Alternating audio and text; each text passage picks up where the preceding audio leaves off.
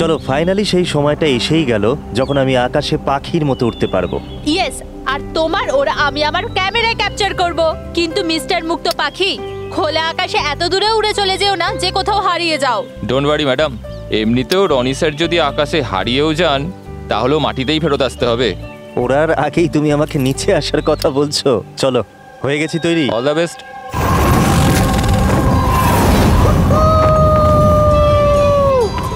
Yes, this is so much fun! Oh my god! Yes, come on, keep going, keep going. Alia, I love you! Roni, I love you too. Wow, মনে হচ্ছে না ভালোই experience আছে। Of course, আমেরিকাতে ও অনেক adventure sports try করেছে, bungee jumping, paragliding, আরো অনেক। ইন্ডিয়াতে কোনো কিছু ট্রাই করেনি, আর যখন ইন্ডিয়াতে এসেছে এই সারাদিনের জন্য, তো কেন কিছু ট্রাই করবে না?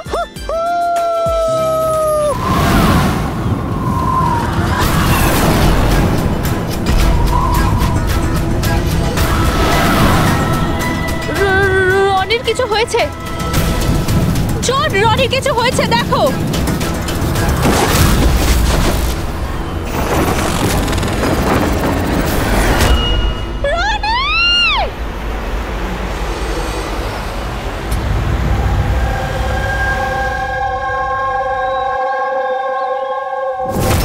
আমি আর রনি এখানে ছুটি কাটাতে এসেছিলাম।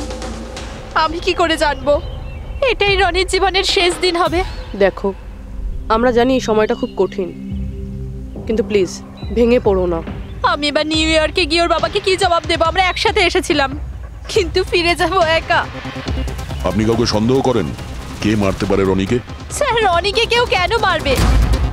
আমরা তো এখানে কাউকে চিনিও না।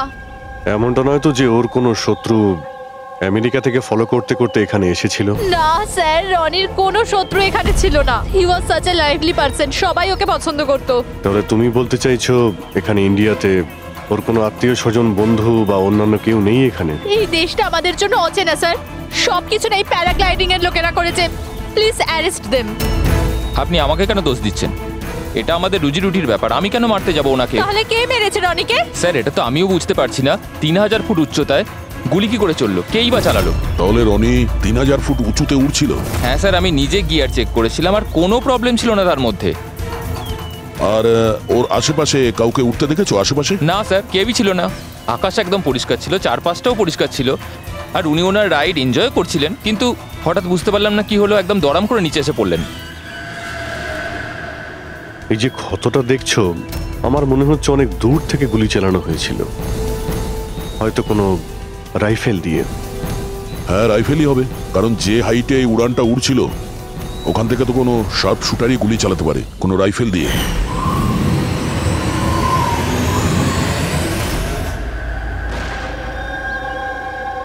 এখানে আশেপাশে কাউকে বন্দুক বা রাইফেল নিয়ে দেখেছিলে কাউকে? এখানে বন্দুক আনা অ্যালাউ নয় স্যার। আপনি আসল বন্দুকের কথা বলছেন স্যার? পুজোর ক্যাপ বন্দুক ফাটানোরও অনুমতি নেই। আপনারা কাউকে দেখেছেন এখানে? না ম্যাম। না তো। না না ম্যাম। আচ্ছা আলিয়া, আপনি যখন এখানে এলেন রনির সাথে, আপনার কাউকে সন্দেহ হয়েছিল? মানে কেউ আপনাদের ফলো করছে, এমন কোনো লোক যে গন্ডগোলের মনে হচ্ছে? না স্যার, এরকম তো কেউ ছিল না। তাহলে কি গুলি আকাশ থেকে চলেছিল নাকি? স্যার, আমি তো বললাম রনি স্যারের আশপাশে তো কেউই উড়ছিল না, তাহলে আকাশ থেকে গুলি চালালো কে? হ্যাঁ স্যার, আকাশে কেউ ছিল না। আপনি চাইলে এই ফুটেজগুলো চেক করতে পারেন, এখানে কেউ নেই ওর সাথে।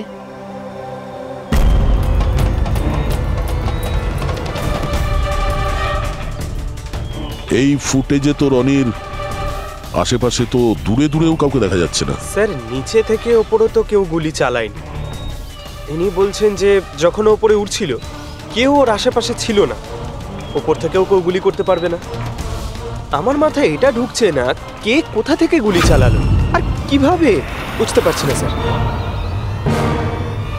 অদ্ভুত ব্যাপার তো, ওর কোনো শত্রু নেই, তাহলে ওকে খুন করার জন্য এরকম প্ল্যানিং কে করতে পারে? কেসটা খুব জটিল মনে হচ্ছে। কোনো বাঁকা লোককে এখানে পাঠিয়ে দিই, বাঁকা প্রমাণ, হয়তো সে কিছু পেতে পারে।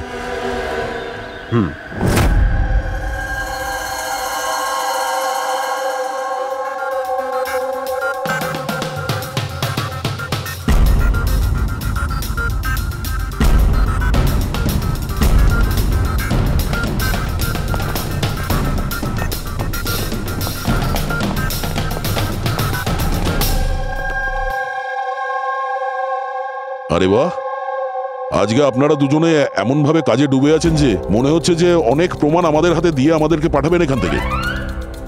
অনেকগুলো প্রমাণ, হ্যাঁ, আর যদি একটাও না পাওয়া যেত? সোজা করে বলো না, কোনো প্রমাণ পাওনি, খুঁজে দেখোনি? ডক্টর সালুকে ওই গুলির ব্যাপারে কিছু জানতে পারেননি?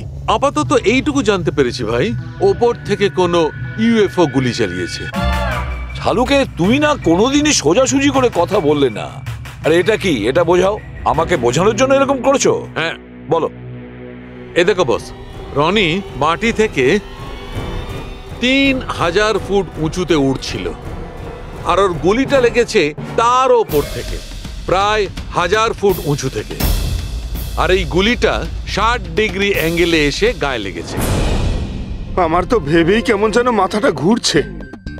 আকাশের উপর থেকে কে গুলি চালাতে পারে ওর উপর? এটা কিভাবে সম্ভব? এখনো হয়নি, আরো বাকি আছে বস। এই গুলিটা প্রায় 3 কিলোমিটার দূর থেকে ছোড়া হয়েছে। ভারী অবাক কাণ্ড, তাই না দয়া? 3 কিলোমিটার দূর থেকে গুলি চালানো হয়েছে। 60 ডিগ্রি অ্যাঙ্গেলে রনির গলার ভেতর ঢুকে যায় আড়াআড়ি। তার মানে রাইফেলটা খুব পাওয়ারফুল ছিল মনে হয়। একদম ঠিক বস, রাইফেলটাও পাওয়ারফুল ছিল, আর গুলি যে চালিয়েছে তারও হাতটা পাকা। এত উঁচুতে হাওয়া খুব জোরে প্রবাহিত হয়, আর টেম্পারেচারও কম বেশি হতে থাকে। তবুও লক্ষ্যটা মিস করেনি, একদম নির্ভুল পয়েন্টে গিয়ে লেগেছে। গুলি যে চালিয়েছিল খুব পাকা খেলোয়াড়, ডক্টর, সব শুটার। একদম। আর এইরকম শার্প শুটার সহজে তো পাওয়া যায় না যে এই কাজটা করে দেবে। কিন্তু স্যার, আমরা সমস্ত ভিডিও দেখেছি। যখন রনি আকাশে ছিল তখন ওর আশেপাশে কোনো প্যারাসুট বা চপার ছিল না স্যার। আকাশ একদম পরিষ্কার ছিল। সেটাই তো বুঝতে পারছি না যে ওই কিলার কোথা থেকে গুলিটা চালিয়েছিল, অথচ আকাশটা পরিষ্কার ছিল। ও কি মেঘের আড়ালে লুকিয়েছিল? আর স্যার ওই গুলিটার থেকে কি জানতে পারলাম? কিচ্ছু পাওয়া যায়নি পুরবি। আমি ব্যালিস্টিক ডিপার্টমেন্টের পুরো ডেটা চেক করেছি, এরকম গুলির তো কোনো রেকর্ডই নেই। স্যার, এই গুলিটা নিশ্চয়ই কাস্টমে বানানো হয়েছে। হ্যাঁ, নিজের মতন গুলিটা বানিয়েছিল। এমন গুলি যেটা 3 কিলোমিটার দূর থেকে চালানো যায় আর সোজা গিয়ে টার্গেটে হিট করে। আর স্যার, এই গুলিটা যখন এত শক্তিশালী, তো এর রাইফেলটাও বেশ স্পেশাল হবে। হ্যাঁ, এক কাজ করা যাক, গুলিটাকে ব্যালিস্টিক ডিপার্টমেন্টে যাচাইয়ের জন্য পাঠাই, দেখি কি রিপোর্ট আসে। আর সে যেই হোক, এত উপরে চলে গিয়েছিল খুন করার জন্যে, এবার ওকে তো মাটিতে নামতেই হবে।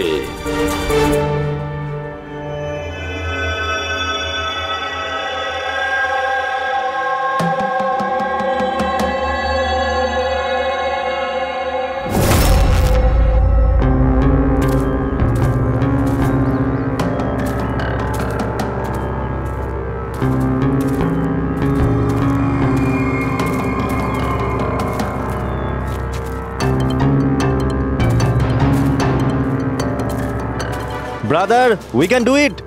আরে ইয়ার গুরু, আর চলতে পারবো না, খুব হাঁপিয়ে গেছি আমি।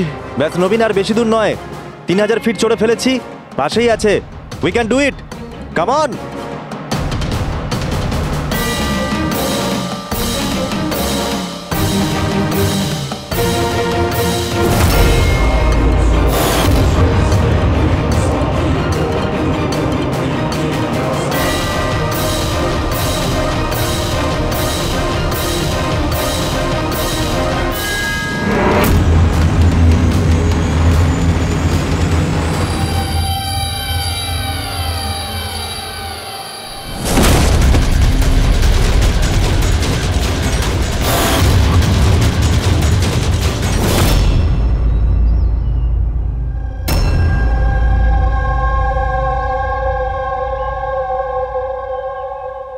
এমন মনে হচ্ছে যে রনির মার্ডারের ফটোকপি দেখছি। 3000 ফিট উপরে ঠিক ওরকমই গুলি মেরেছে, মাথার পেছনে। একেও একইভাবে গুলি চালিয়েছে। আচ্ছা, তোমরা যখন ট্রেকিং করছিলে, এই হিতেনের পিছনে কেউ কি ছিল? না স্যার, হিতেনই সবার পিছনে ছিল স্যার। স্যার, এই দেখুন ফুটেজ। স্যার, এটা ওই জায়গায় যেখানে এই সব কিছু হয়েছে। অদ্ভুত তো, পিছনে তো খোলা আকাশ রয়েছে, এমন কোনো জায়গা নেই যেখান থেকে গুলি করা যায়। তাহলে ওর গুলি লাগলো কি করে? দুটো কেসেই ধরা যাচ্ছে না যে গুলি কোথা থেকে চলেছে। স্যার একদম ঠিক বলছেন। আকাশ থেকে কোনো কাক বা পায়রা কি করে গুলি চালায়? এই গুলিটা চালালো কে? আর এই দুটো গুলি 24 ঘন্টার মধ্যেই চলেছে। আমার মনে হয় এই দুটো কেসের মধ্যে কোনো না কোনো কানেকশন আছে। আচ্ছা, এই হিতেন কি কাজ করতো? স্যার কলেজ স্টুডেন্ট ছিল স্যার, মুম্বাই গ্র্যাজুয়েশন করতে এসেছিল স্যার। ট্রেকিং এর অনেক শখ ছিল। অভিজিৎ, বুঝতে পারছি না যে কেউ একজন কলেজ স্টুডেন্টকে মারার জন্য এত প্ল্যান করবে কেন। সেটাই তো, প্রথমে রনি আর এখনই হিতেন। তবে আকাশ থেকে তৃতীয় গুলিতে অন্য কেউ মারা যাওয়ার আগে এই খুনিকে ধরতেই হবে খুব তাড়াতাড়ি। গত 24 ঘন্টায় দুটো খুন হয়েছে, দুটোই যুবক, আর দুজনকে মারার পদ্ধতিও অদ্ভুত। অদৃশ্য খুনি। স্যার দুজনেরই মৃত্যু হয়েছে অ্যাডভেঞ্চার স্পোর্টস করতে গিয়ে। মাটি থেকে 1000 ফুট ওপরে মেরেছে স্যার। কিন্তু স্যার ভাবার বিষয় এটাই যে খুনি এই অ্যাডভেঞ্চার স্পোর্টের সময়টাই কেন বাঁচলো এদেরকে মারার জন্য? ও তো ওদের যে কোনো সময় মারতে পারতো। এত লম্বা প্ল্যান দুটো বাচ্চাকে মারার জন্য? শুধু প্ল্যানিংটাই বড় ছিল না দা, গানটাও বড় ছিল। এই যে এইরকম। এটা কি রাইফেল স্যার? এটা হলো PX-65 রাশিয়ান গান। এটা লং রেঞ্জ। এইরকম বন্দুক দিয়ে মারা হয়েছে।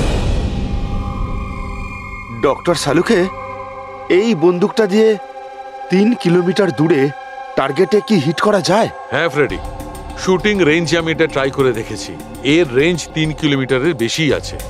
এরকম বন্দুক তো হয় মিলিটারিদের কাছে থাকবে, আর না হলে উগ্রপন্থীদের কাছে। ঠিক বলেছো বস। আর সেই জন্য আমার মনে হয় এটা শুধুমাত্র মার্ডারের ব্যাপার নয়, বড় ধরনের অপরাধ হতে চলেছে, লার্জ স্কেলে।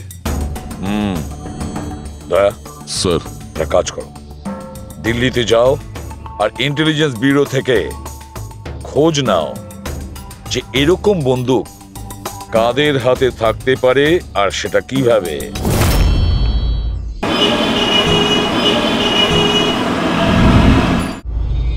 এই সমস্ত খুন এই রাইফেল দিয়েই হয়েছে। আর আপনারা তো জানেনই, এরকম হাই প্রোফাইল রাইফেল তো সবার কাছে থাকে না। আপনি একদম ঠিক বলছেন স্যার। আর যেটা আমাদের দেখা দরকার সেটা হলো এই রাইফেলটা যদি কেউ কিনতেও চায় তাহলে কিনতে পারবে না। এটা একটা কিংবা দুটো পিসে বিক্রি হয় না, বড় অ্যালটমেন্ট হয় এগুলোর। তাহলে কয়েক বছর আগে যে আতঙ্কবাদী হামলা হয়েছিল তার মধ্যে এই ধরনের রাইফেল ইউজ হয়েছিল? হ্যাঁ স্যার। তাহলে আপনাদের কোনো আতঙ্কবাদী গ্রুপের উপর সন্দেহ হয়? আগে হ্যাঁ স্যার, যদি আমাদের সন্দেহ ঠিক হয় তাহলে আমরা জানি যে এর পেছনে ঠিক কার হাত আছে। কার? এই অঞ্চলেই কিছুদিন আগে আমাদের আর্মি অনেক অস্ত্র আটক করেছিল।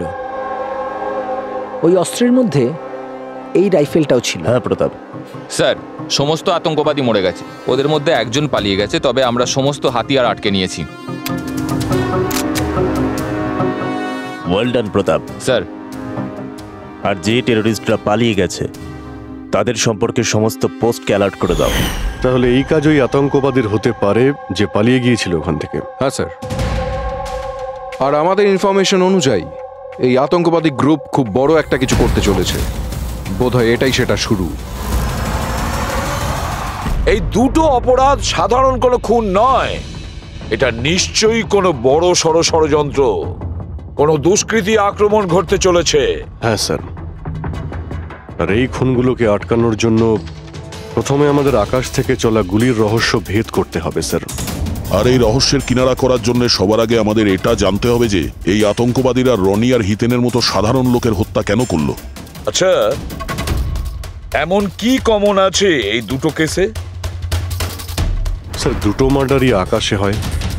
দুবারই গুলি উপর থেকে চালানো হয়েছে, পুরো পাওয়ারফুল রাইফেল দিয়ে।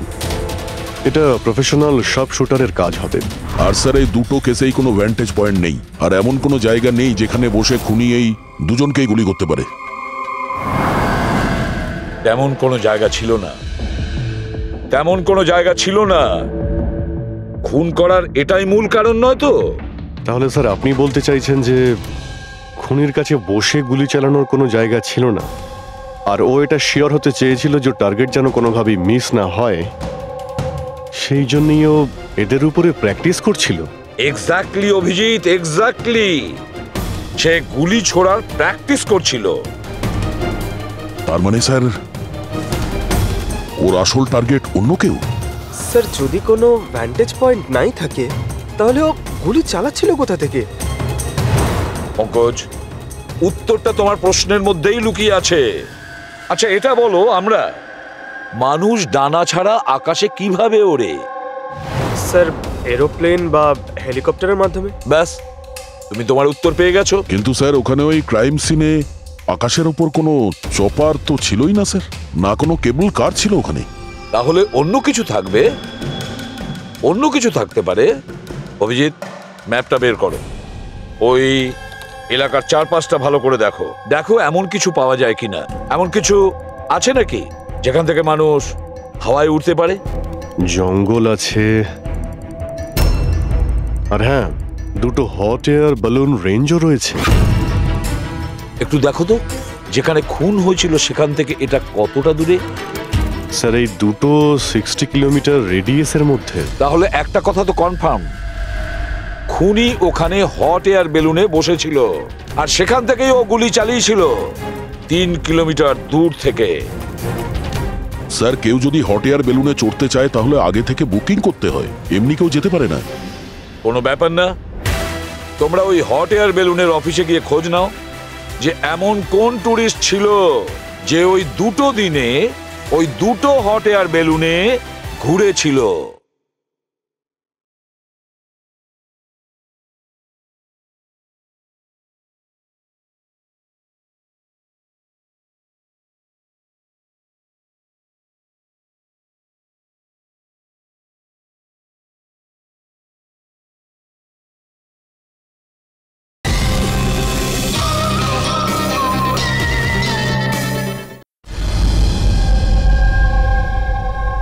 এটা টোটাল 12 জনের লিস্ট আছে যারা সেদিন হট এয়ার বেলুনে বসেছিল। কিছুজন একা বসেছিল, কিছুজন গ্রুপ বানিয়ে বসেছিল। তোমার কি মনে আছে এদের মধ্যে কতজনের কাছে কোনো জিনিস বা ব্যাগ ছিল? বা কোনো সন্দেহজনক কাউকে দেখেছো? না, বদমাস তো কাউকে লাগছিল না, কিন্তু একজন বয়স্ক আন্টি ছিলেন, পিঠে একটা ব্যাকপ্যাক ছিল আর চোখে চশমা আর মাথায় টুপি পরেছিলেন। হ্যাঁ, আমরাও অবাক ছিলাম যে এই বয়সে এই সব ট্রাভেলিং এর ইচ্ছা। আর যখন ফটো তোলা হচ্ছিল উনি লজ্জা পাচ্ছিলেন আর নিজের মুখ লুকোচ্ছিলেন। রবি, এই বয়স্ক আন্টি শার্প শুটার শুনে একটু অদ্ভুত লাগছে না? হ্যাঁ স্যার, আমি এখানে পাইলট। 25শে ফেব্রুয়ারি স্যার সব মিলিয়ে আমি 6 জনকে এয়ার বেলুনে চাপিয়েছি স্যার, আর 2 জনকে দিনের স্যার। আচ্ছা, তাদের মধ্যে কেউ মানে গন্ডগোলের লোক মনে হয়েছিল, কিংবা যার কাছে কোনো জিনিসপত্র ছিল? স্যার এরকম তো কেউ ছিল না। হ্যাঁ, একজন বয়স্ক মানুষ ছিল, জানি না কারো বারবার চিৎকার করছিল, হয়তো ওর মুড খারাপ ছিল বা খিটখিটে ধরনের ছিল। ওনার হাতে কোনো কিছু ছিল? জিনিস তো ছিল না। হ্যাঁ, একটা লাঠি নিয়ে হাঁটছিল। লাঠি নিয়ে হাঁটছিল? হেই, তোমাদের সাহস কি করে হলো আমার ছবি নেওয়ার, আমাকে জিজ্ঞেস না করে? কিছু ভদ্রতা আছে না নেই? ওরাও ওগুলো ওরাও। আচ্ছা, ফটো তোলার জন্য রেগে গেছিল? কি অদ্ভুত ব্যাপার, তাই না স্যার? লোক হট এয়ার বেলুনে তো প্রতিদিন বসে না, তাই না? তারা নিজেরাই ফটো তুলতে চায় যাতে এই স্মৃতিকে তারা সারা জীবন রাখতে পারে। আর কোনো বিশেষ কথা মনে আছে ওর ব্যাপারে? স্যার জানি না বলাটা ঠিক হবে কিনা। না না, বলো, যেটা মনে আছে খুলে বলো। ওনাকে হাঁটতে দেখে মনে হচ্ছিল না যে ওনার লাঠির প্রয়োজন আছে, কিন্তু তাও উনি লাঠি নিয়েই চলছিলেন। আচ্ছা,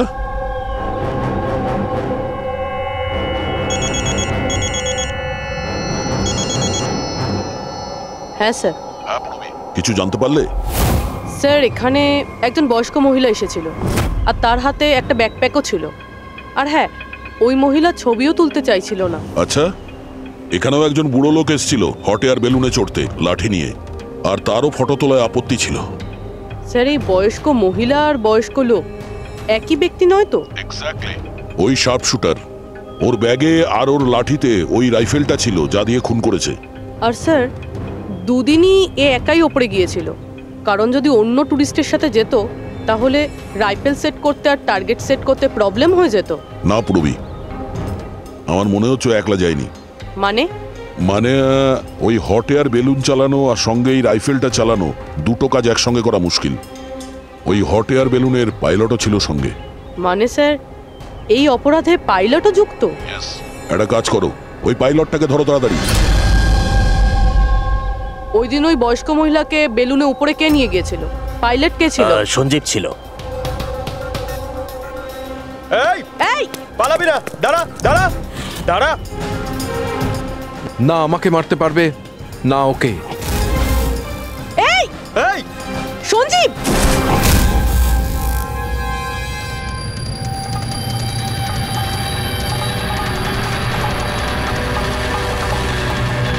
আরে তো প্রাণ দেওয়ার জন্য একদম তৈরি ছিল। এটা কোনো ছোটখাটো মার্ডার নয় পঙ্কজ, অনেক বড় মিশন। যদি তাড়াতাড়ি আটকানো না যায় তাহলে বড় সড় বিপদ হবে। আচ্ছা গীতা, 24শে ফেব্রুয়ারি যে লোকটা গ্রুপে যেতে চাইছিল না, একলা যেতে চাইছিল, ওর পাইলট কে ছিল? কে নিয়ে গেছিল? সোলো ট্রাভেলারকে তো দিনেশ নিয়ে গিয়েছিল। অদ্ভুত ব্যাপার দিনেশ, এতক্ষণ ধরে চুপ করে আছো, কিছু বলছো না কেন? তোমরা আমাকে ধরতেই পারবে না।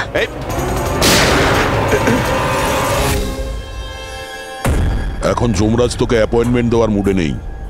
যতক্ষণ না আমাদের প্রশ্নের উত্তর আমরা পাবো, তোকে বেঁচে থাকতে হবে। চল। মারো, যত পারো মেনে নাও, আমার কিচ্ছু যায় আসে না। আর তাছাড়া তোমাদের এই আইনের কমজোরি থাপ্পড়ে এত শক্তি নেই যে আমার অপরাধের মজবুত হাড়কে গলাতে পারবে, বুঝলে?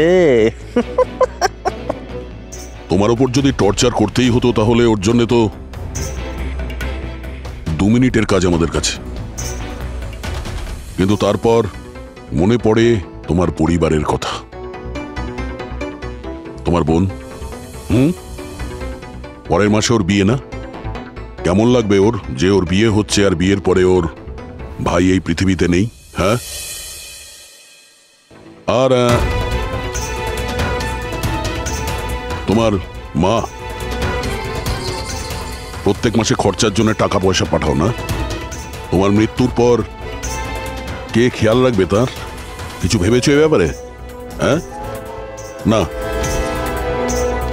চলো, এখনো সুযোগ আছে। রাজ সাক্ষী হয়ে যাও। কথা দিচ্ছি তুমি জেলে যাওয়ার পরে তোমার মায়ের খেয়াল আমরা রাখবো। সত্যি? মানে পুরো খেয়াল রাখবে? পুরো খেয়াল? হ্যাঁ, তোমার মায়ের পুরো খেয়াল রাখা হবে। তুমি শুধু এটা বলো কার জন্য কাজ করো। তোমার বসের নাম কি? বলে দেবো? সত্যি বলে দেবো? হ্যাঁ বলো। আমি যার জন্য কাজ করি না, যে আমার বস, স্যার, তার নাম হলো এসিপি প্রদ্যুম্ন।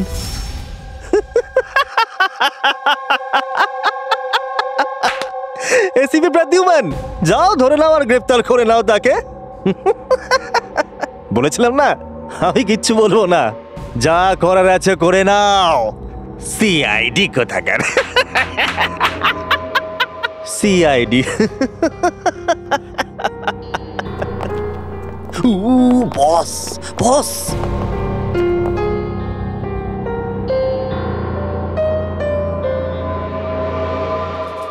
কোনো ব্যাপার না, কিচ্ছু বলতে হবে না। এখন না তোমাকে কিছু জিজ্ঞাসা করব, কিছু বলার জন্য তোমাকে আমরা জোর জবরদস্তিও করব না, কিচ্ছু করব না। শুধু একটাই কাজ করব, আমরা তোমাকে ঘুমোতে দেব না। শুতে দেবেন না? এমনিতেও আমি জেগে থাকলেও আমি আপনাদের কিছুই বলবো না।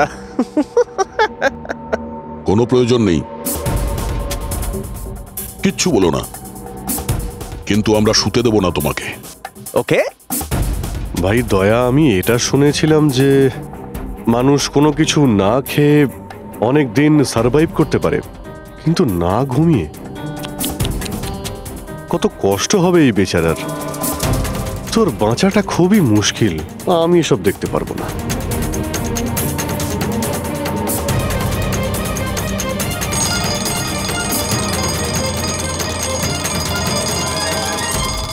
সময় কাটানোর জন্য খুব ভালো হবে, তাই না?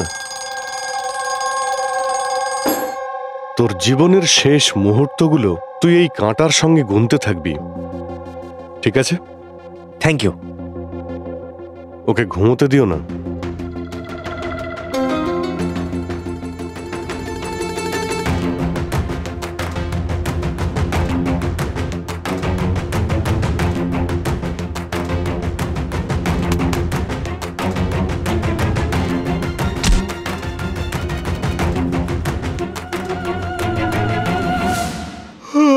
ফ্রেডি স্যার, আরে কোথায় আছেন আপনি?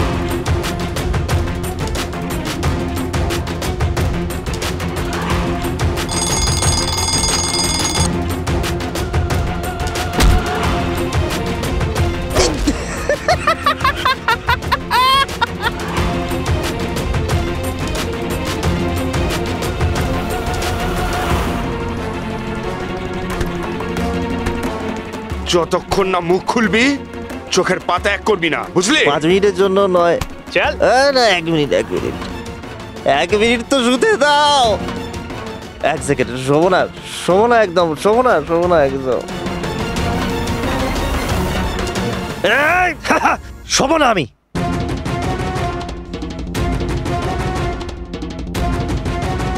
এবারও ভেঙে পড়বে।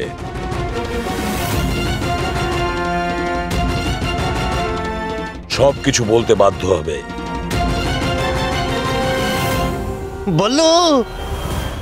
বললো তুই শুবি না, ওঠ।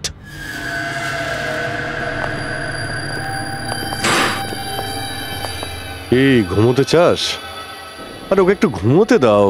কি প্রবলেম তোমাদের? ঠিক আছে, তোমাকে ঘুমোতে দেবো আমরা। আগে বলো যে তোমাদের গ্রুপের প্ল্যানটা কি? বলছি, আমার নাম দীনেশ নয়,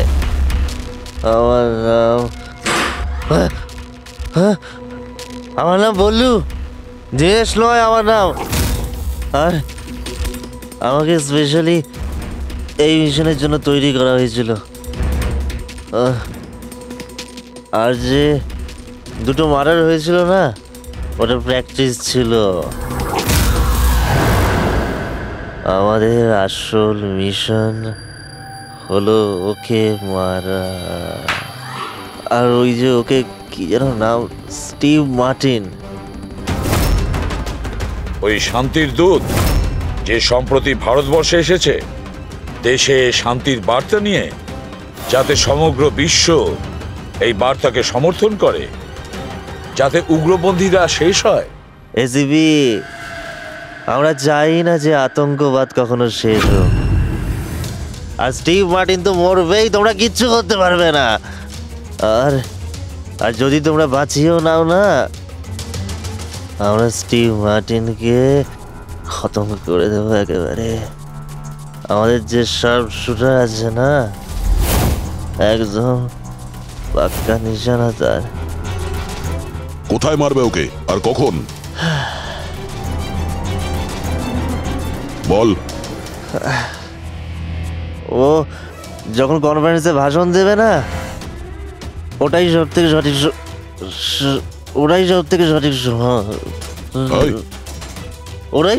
সঠিক সময় হবে। ওই সময় ওর আশেপাশে কোনো সিকিউরিটি থাকবে না। আর যে কনফারেন্সটা আছে না, ওটা বিল্ডিংয়ের ছাদেতে হবে।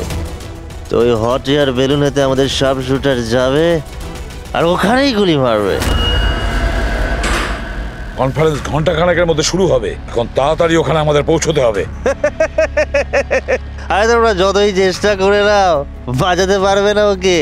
আর হ্যাঁ, তোমরা যদি বাঁচিয়েও নাও না, তাহলে আমরা আবার প্ল্যান করবো, দ্বিতীয়বার মারবো। কে মারবে? কিরকম দেখতে ও? আরে আমি ওর মুখ দেখিনি এখনো পর্যন্ত। যখনই আসে ছদ্মবেশে আসে। তোমরা কি একে হসপিটালে নিয়ে যাও তাড়াতাড়ি। স্যার, আমরা কি হট এয়ার বেলুনটা আটকাতে পারি না যতক্ষণ এই কনফারেন্স শেষ হচ্ছে? না ফেডরিক, এই সব কিছু বন্ধ করা যাবে না। আজকে আটকালে কালকে অন্যরকম প্ল্যান করবে। আজকের প্ল্যান আমরা জানি, আজই ওদেরকে ধরবো।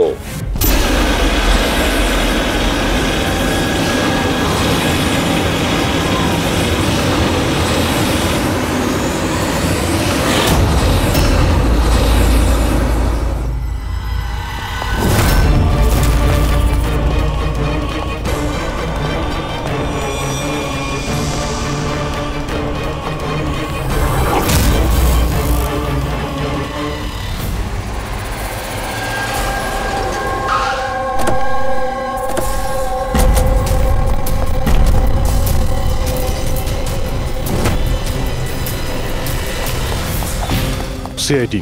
মিস্টার স্টিভ মার্টিন কোথায়? ওপরে কনফারেন্স রুমে। ওর কাছে নিয়ে চলুন। আসুন। তাড়াতাড়ি তাড়াতাড়ি।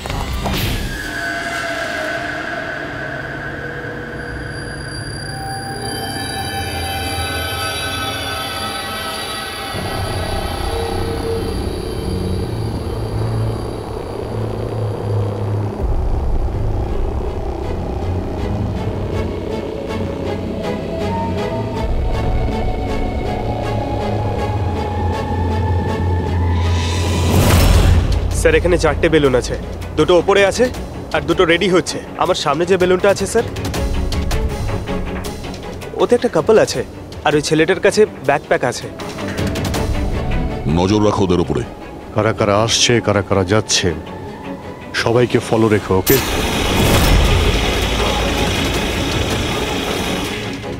স্যার ওদের বেলুন টেক অফ করেছে। হ্যাঁ,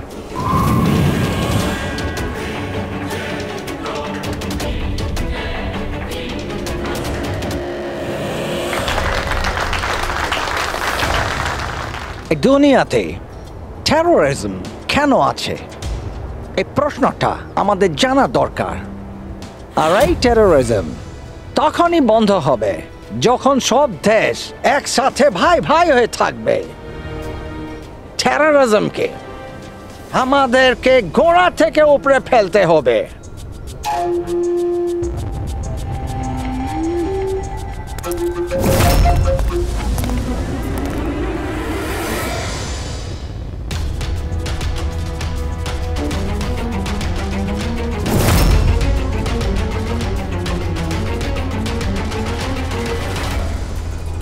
দুজন মিউজিশিয়ানকে দেখছি, ওরার জন্য তৈরি হচ্ছে। ওদের হাতে গিটারের ব্যাগ আছে।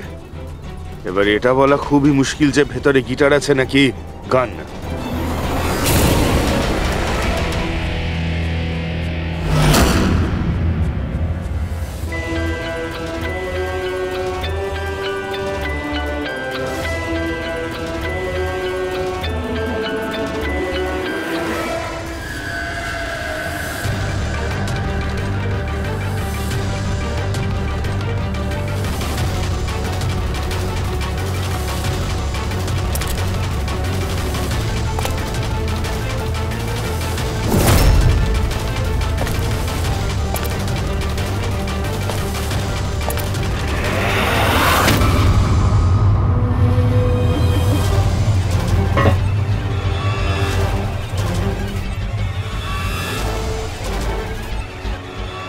স্যার আরও একটা লোক এসছে, ওর কাছে একটা ব্যাকপ্যাক আর একটা ক্রাচ রয়েছে। অপেক্ষা করা যাক।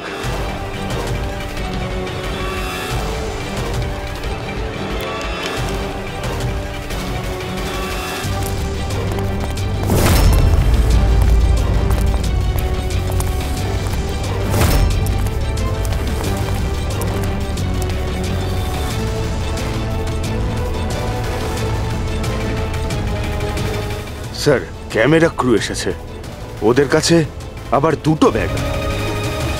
Camera crew?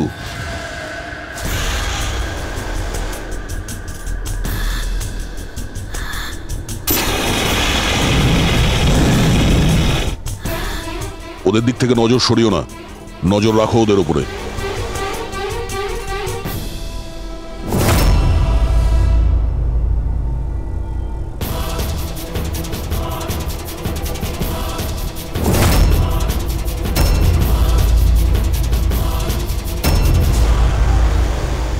স্যার এখানে তো অনেক বেলুন উঠছে। সুইসাইড বম্বিং কি এটা? কেউ নিজের খুশিতে নিজের প্রাণ কি করে দিতে পারে? জীবন precious. Oh no, we need to respect এতগুলো বলুন, এর মধ্যে আমরা যেটা খুঁজছি সেটা কোনটা? মনে হচ্ছে ছদ্মবেশে এসছে, মুখ দেখে গন্ডগোলের মনে হচ্ছে।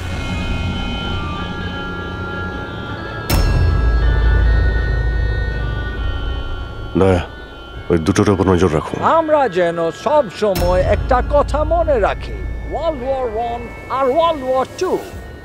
এটা তো গিটার। হচ্ছে কি এখানে? উপরে গিয়ে এরা মিউজিক বাজাবে নাকি? বাকি সমস্ত বেলুন তো চলে গেছে, একটাই আছে। মানে স্যার খুনি এই বেলুনের মধ্যেই রয়েছে? Wait and watch.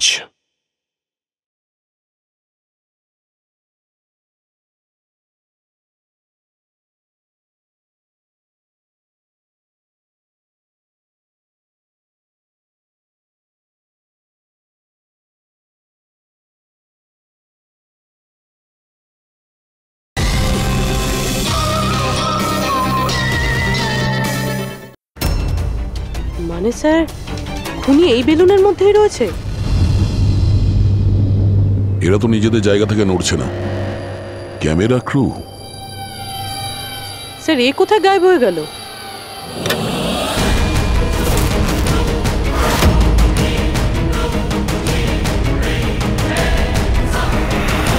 স্যার, এর কাছে তো রাইফেল রয়েছে, যেমনটা সালুঙ্কে স্যার বলেছিল।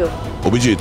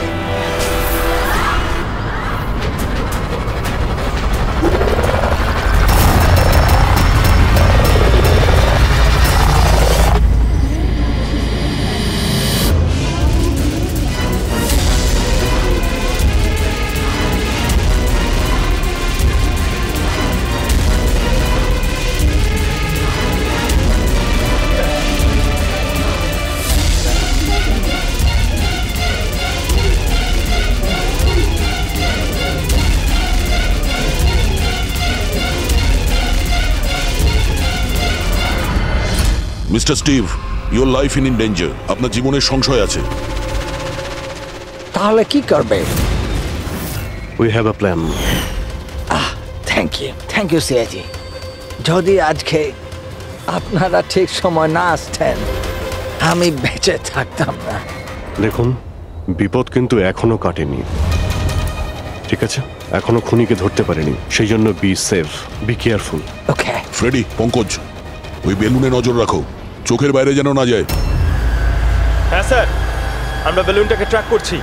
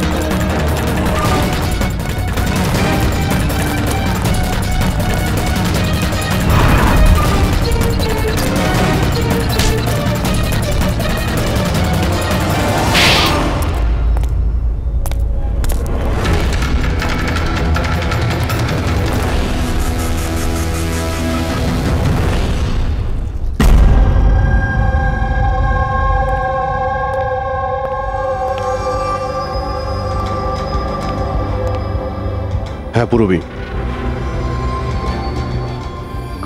Good job, congrats. ওরা ধরা পড়েছে মিস্টার অভিজিৎ? হ্যাঁ, খুনি ধরা পড়ে গেছে। Yes, well done. সিআইডি অনেক বছর ধরে এই দেশের সেবা করে চলেছে, আর আজকে আরেকবার আপনারা একটা ভয়ঙ্কর টেররিস্টকে ধরেছেন। আজ আমরা একজনকে ধরেছি, এরপরে পুরো গ্রুপটাকে ধরে ফেলবো। Mister Steve, we are very proud of you. এই সমাজে আপনার মতো মানুষদেরই দরকার, যারা আপনার মতো সাহসী আর সৎ।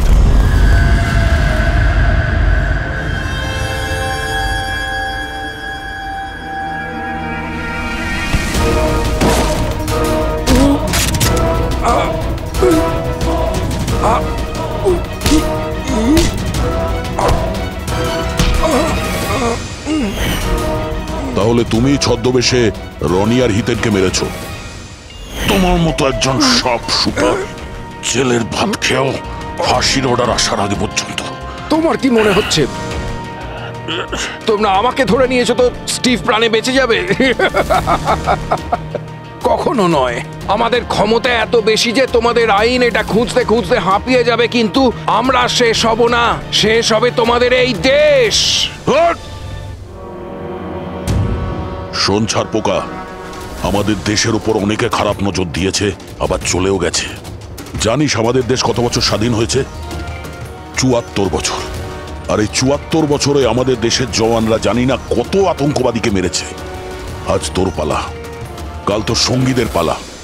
আমাদের দেশ থাকবে, খুব ভালোভাবেই থাকবে। আর এই দেশ থেকে যদি কোনো জিনিস চলে যায় সেটা হলো আতঙ্কবাদ, বুঝেছিস? আতঙ্কবাদ।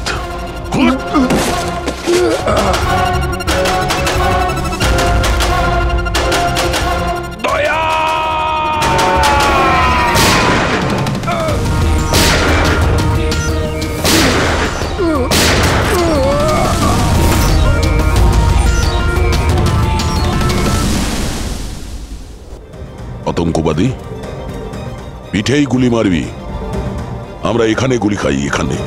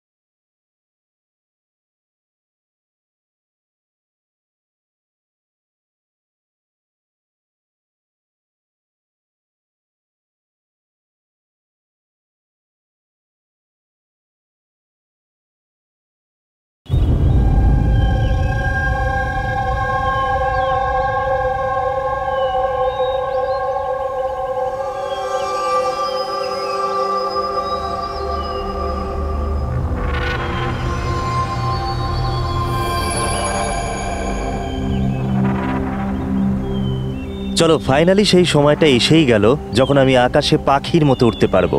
ইয়েস, আর তোমার ওরা আমি আমার ক্যামেরায় ক্যাপচার করব। কিন্তু মিস্টার মুক্ত পাখি, খোলা আকাশে এত দূরে উড়ে চলে যেও না যে কোথাও হারিয়ে যাও। Don't worry madam. আর এমনিতেও রনি স্যার যদি আকাশে হারিয়েও যান, ওনাকে মাটিতেই ফেরত আসতে হবে। ওরার আগেই তুমি আমাকে নিচে আসার কথা বলছো। চলো, হয়ে গেছি তৈরি। All the best.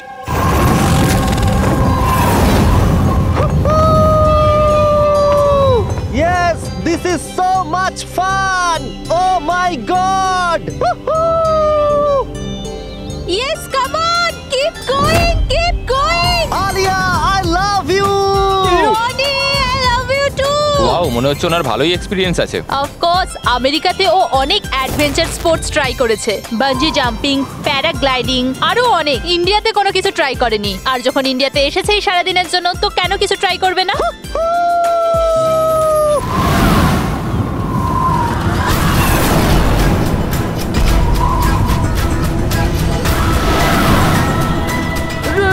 রনির কিছু হয়েছে। জন, রনির কিছু হয়েছে, দেখো।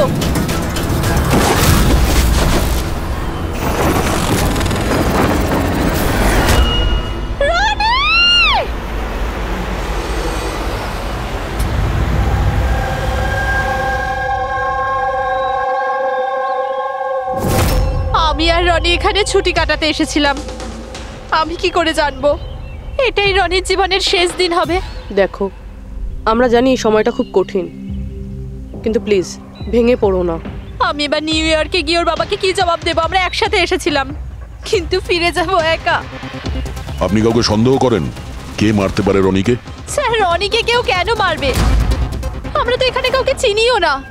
এমনটা নয় তো যে ওর কোনো শত্রু আমেরিকা থেকে ফলো করতে করতে এখানে এসেছিল? না স্যার, রনির কোনো শত্রু এখানে ছিল না। He was such a lively person, সবাই ওকে পছন্দ করত। তাহলে তুমি বলতে চাইছো এখানে ইন্ডিয়াতে ওর কোনো আত্মীয় স্বজন, বন্ধু বা অন্যান্য কেউ নেই এখানে? এই দেশটা আমাদের জন্য অচেনা স্যার, সবকিছু এই প্যারাগ্লাইডিং এর লোকেরা করেছে। Please arrest them.